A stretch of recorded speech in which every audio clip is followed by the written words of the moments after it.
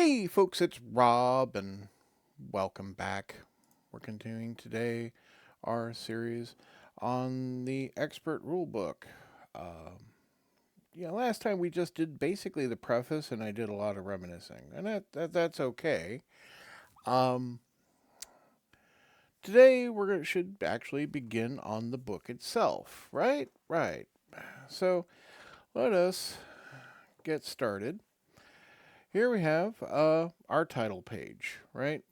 Uh, Dungeons and Dragons Fantasy Adventure Game Expert Rulebook by Gary Gygax and Dave Arneson.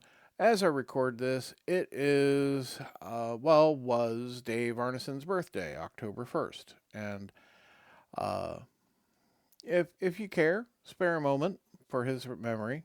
He passed on not too long ago. Uh, but, it wouldn't be this without him. Revised by Frank Metzer. Editing by Ann C. Gray. Illustrations by Larry Elmore. Copyright 1974, 77, 70. My eyes could be better. 78, 1980, 1981, 83. TSR Incorporated. All rights reserved. Warning. This book has been designed to be used with the Dungeons & Dragons basic set, the red box. It does not explain how to play the game. You must have the basic rules before you can use this set.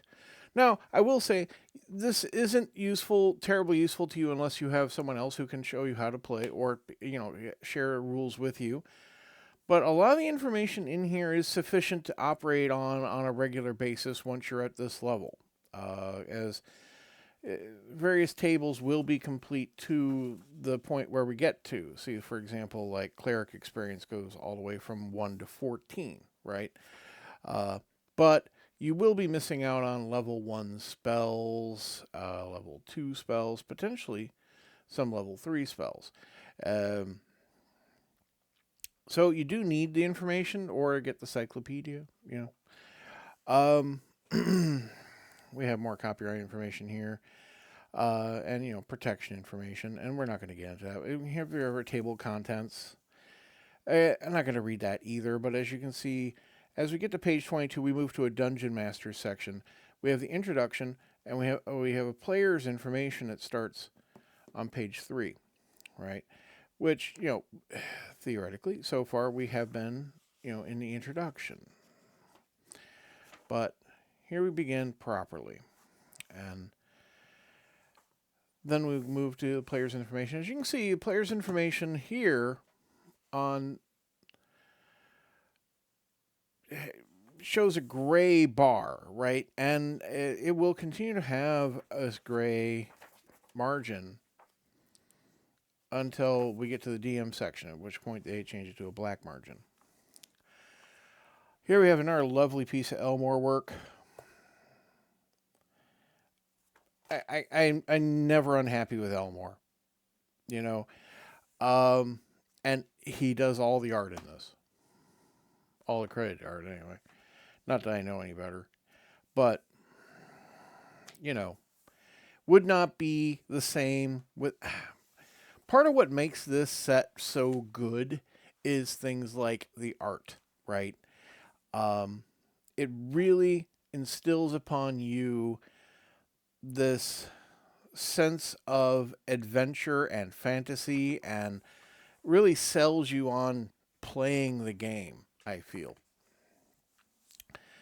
And I hope you feel the same, but maybe you're not familiar with this set, in which case, enjoy. This stuff is good. And I have said on another video, Elmore is still around. Admittedly, he's expensive.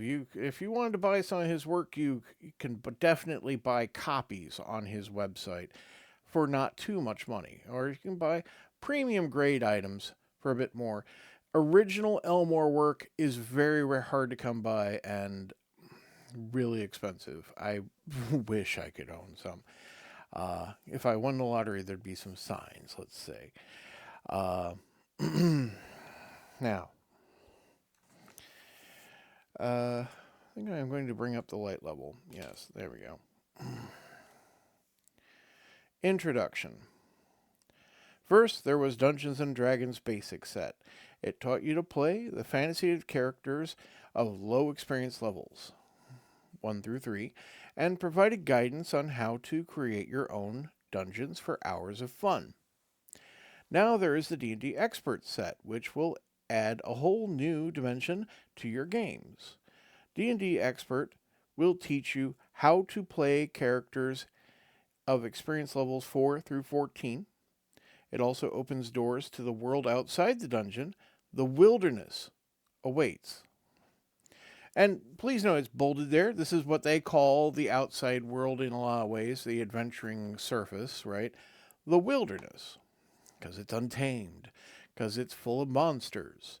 It's who knows what you'll run into, right? Will there be ruins of a lost civilization just over that hill? Perhaps the dungeon is under a temple, right? You do what you're going to do, but this is to help ease you in to broadening the scope of the game. And that's not a bad thing. You will learn about the world your characters live and adventure in, including their hometown. And you will learn how to keep the story of your character's adventures alive in the campaign game, the saga of the world where the character lives. So we commonly call this a campaign nowadays, where you have an ongoing series of adventures and sessions. Even though you've finished the current adventure, you still play with the same characters to move to your next adventure, right? Usually with plot hooks and, motivations. This set includes 2 booklets. The first contain all the new rules for the players and the Dungeon Master. These rules have been carefully designed to add to those you learned in the D&D Basic Set and can only be used with those rules. The second is an adventure module and provides the setting for many adventures in the Isle of Dread, as well as showing you how a wilderness is created. These new rules are easy to learn and use. If you are a player, turn to the Player's Information section and read about the new abilities and the spells each character class. And if you are the Dungeon Master, turn to the Dungeon Master's section to review the new procedures, monsters, and treasures, and learn how to create your own wilderness adventures. Finally, to help you find rules during the game, rules are arranged alphabetically in each section, and there is an index on the outside back cover of the rulebook, and there is. And this is an index for this book. It is not an index that also includes rules for the basic set or any other set. It's just for this one book, I'm afraid. So there is no, like the index in the basic set would indicate whether the rule was in the player's book or in the Dungeon Master's book. This one just is this set, and so it's not a comprehensive index, I'm afraid. That is one of the downsides of the original Back Me line, is that you eventually have your rules spread amongst different books. Now, this was not really that much of a challenge of a mid-'80s geek, to put it blankly. This is their forte quite often, is keeping track of where information can be found. So that wasn't seen as so much a challenge at the time. However, the consolidated rules of the cyclopedia are quite useful in that regard, right? That's why I find it an excellent reference, and this is how you learn to play. But there are things contained in these books that don't make it to the cyclopedia, and that is also why I advocate for having both.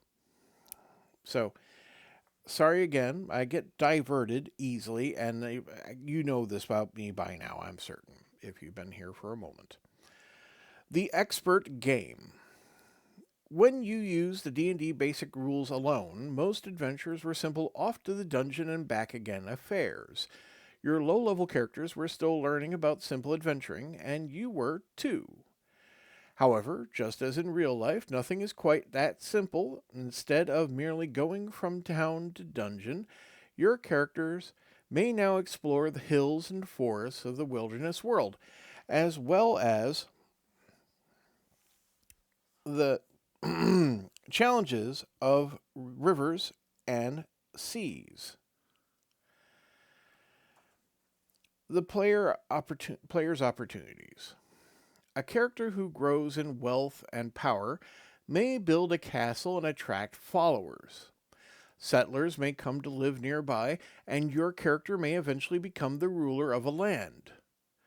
Living in a fortress, your character may settle and control larger and larger areas, bringing civilization to the wilderness. You can discover the fun of playing the role of a medieval landowner, coping with day to day troubles, wandering monsters, and even attacks from powerful characters, both PCs and NPCs. Your characters can continue to travel, roaming the wilderness in search of high adventure. In dungeons, many new monsters and treasures await your arrival. Castle owners may invite you in for a splendid banquet, followed by stories and rumors of great dangers and fabulous treasures. Or perhaps they will not look upon your arrival with kindness. Whichever route you choose, you will discover the excitement and intrigue in dealing with the great wide world. Things are happening elsewhere in the lands, and some events may affect your characters, such as weather, war, and politics. The characters may in turn affect the course of events. Many storylines may be developing at the same time, just like in a fantasy novel. Your DM will consider the greater forces of nations and rulers and combine this flow of history with the lesser forces of the actions of your characters. Logical results may create unexpected situations, even surprising the DM. In this way, everyone contributes to the development of the fantasy world, and we are, in a way, describing a sandbox. This is a not uncommon concept now, where your players are helping guide the story. The events that unfold, while the DM lays out a world for them, the players generally will choose what they are interested in, what they want to do, and what actions they will take. And this causes the DM to react. The DM then does this. The players do that in reaction to the DM, and then so on and so forth. And you find yourself in a very meaningful and deep campaign history without ever having really intended to do so. You never would have predicted that they were going to do this and that and the other. Oh, well, you cleared out those goblins, but then you found your way into Ravenloft, which happened to me. Um, we did Ravenloft for about a year and a half, and then, having defeated a lich, escaped out back to our world, started playing politics with the local jarl, and then Spelljammer got involved in the game because the DM wanted to do that. And I'm like, well, all right. And then I have a flying ship with marines and, you know, we're playing on the grander stage, right? At level 9, trying to decide which way I want to go with my character, and my crew are with me, fellow players, right? But I was leader of the party and the one who had title with the Jarl, and eventually the game ends, right? Not because you necessarily intended to, but life happens, right? And your game of many years comes to an end. and not through no small part in my part, because I definitely moved away. Um, but that's a tale for another day, I suppose. The Dungeon Master's Task. As a dungeon master, your D&D wilderness adventures will be far more challenging than simple dungeon or two. For example, you should have a general idea of what is in each area of the wilderness, for the party may go anywhere. Although a few hints may help guide the characters towards a desired area, you must be ready to make up minor details as needed, often during play. And improvisation is definitely a strong dungeon master's skill. But before designing a full campaign world in all its complexity, you should understand more about small towns and how they survive. Once you understand how towns begin and grow, cities and even whole nations can be designed. A full history and background adds that final touch to the character's world, the difference between a good campaign and a great one. Adventurers may even shape the history of the world as they become more powerful. More details about the bands, peoples, and cultures of a fantasy world are given in the D&D companion set. We're already teasing our next product. To be fair, that is accurate though. A campaign is limited only by the creativity of the dungeon master and the players. There are dragons to slay, evil hordes to overcome, towns to visit, and as usual, dungeons to explore. Onward! Literally the exclamation point. Um, yeah. You know, can't disagree with any of that. Let's read the first page of the player's information here.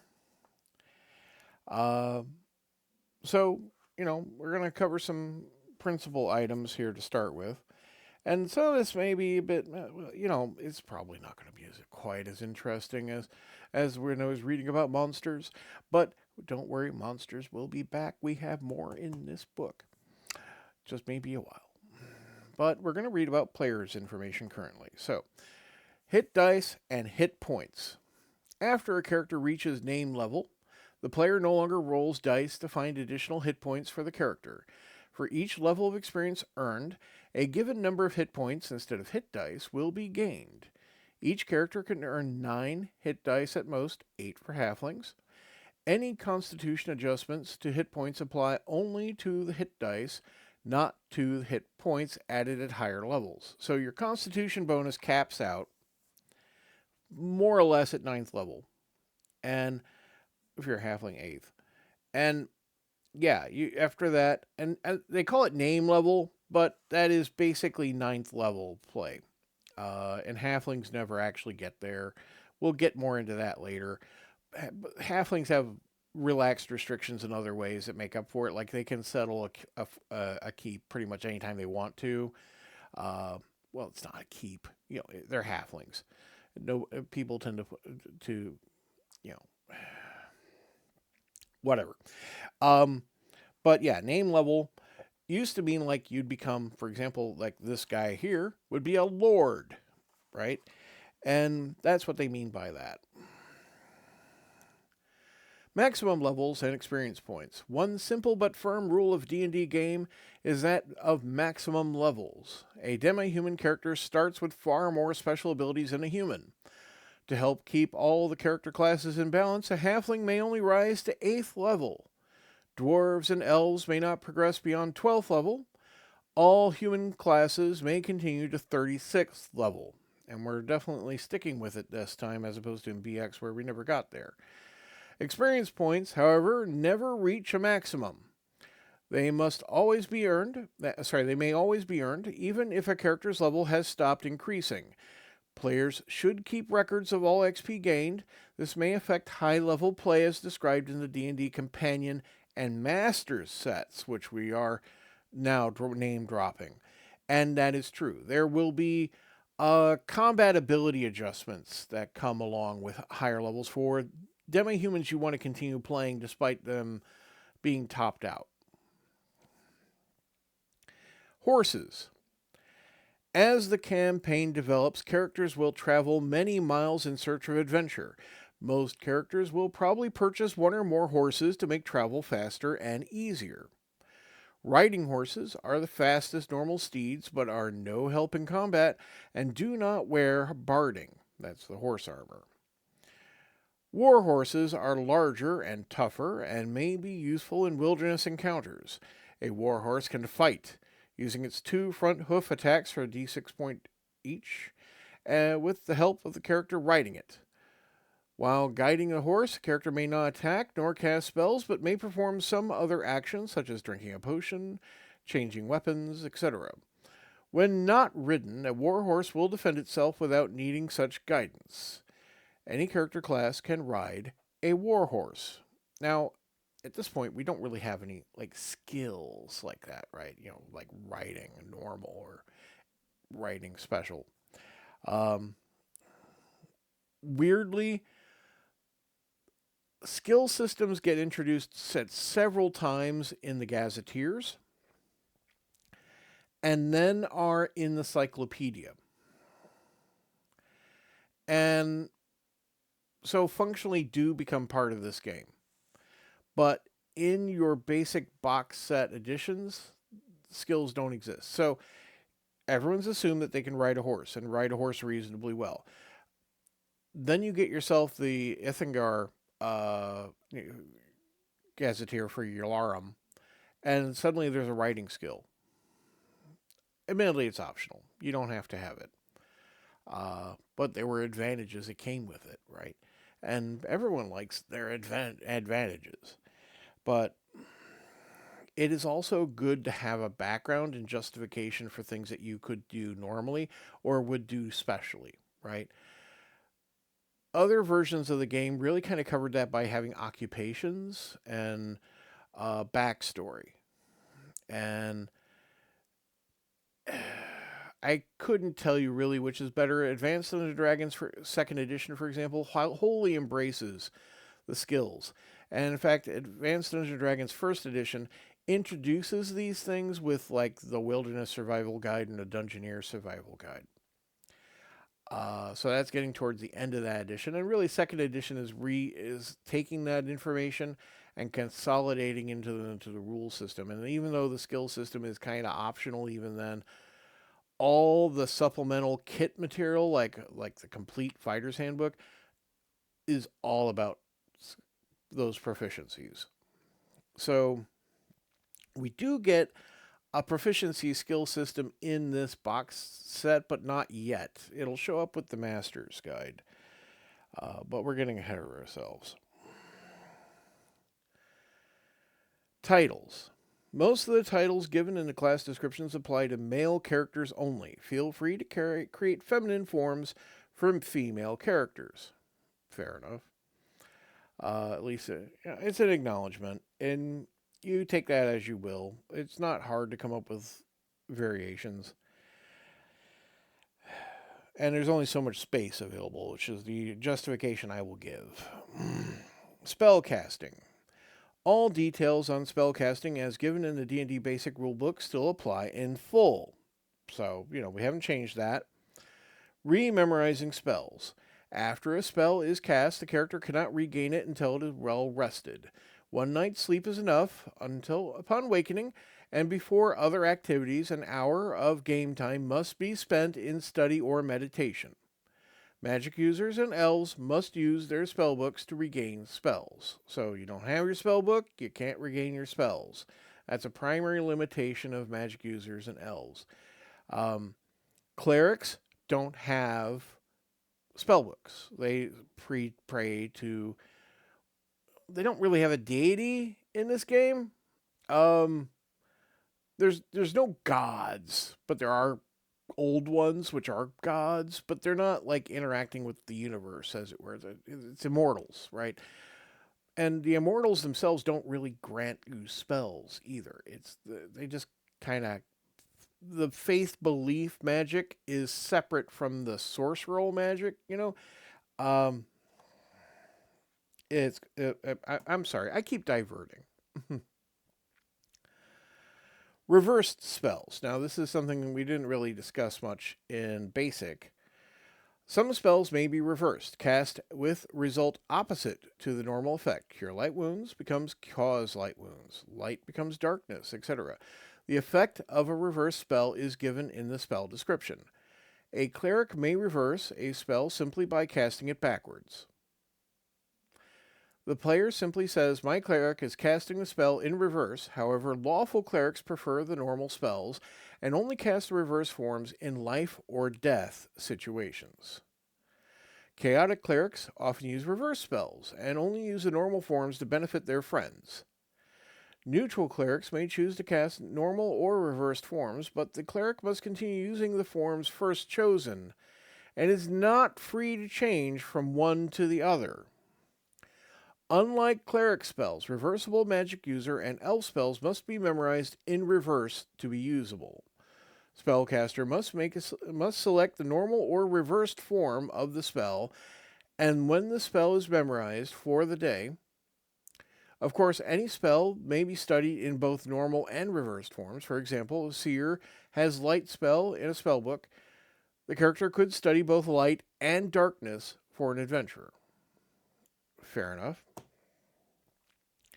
Multiple spell effects. Hit rolls, damage rolls, saving throws, morale, and other abilities may be affected for a short time by using certain magic spells. In general, multiples of the same spell, such as 2 bless spells, do not combine their effects, even if cast by 2 different casters. 2 haste spells do not allow attacks at 4 times normal rate. Only the first haste spell will take effect. Different spells, or those that add to the effects of magic items, will usually combine successfully. For example, a bless and a magic sword will both apply to a hit roll in addition to strength bonuses.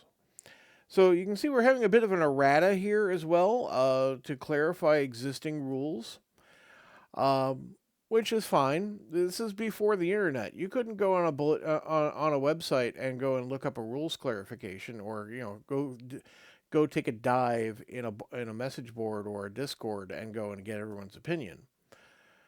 You had the people you played with. Possibly you had access to Dragon Magazine or some other magazine or newsletter. Maybe you went to a convention now and again, and otherwise you had the rules themselves. And so we're getting clarification now on multiple spell effects and other ability modifiers here in the text, codifying it, as it were. And with that, we will stop here on we're going to finish page 3 basically, and we're going to move to page 4, but we're going to close for the day because this is where it starts talking about the character classes, and more lovely Elmore work. This has always been a great cleric, but we'll talk about that next time. Thank you very much for your attention and time. I hope you have a great day. Goodbye.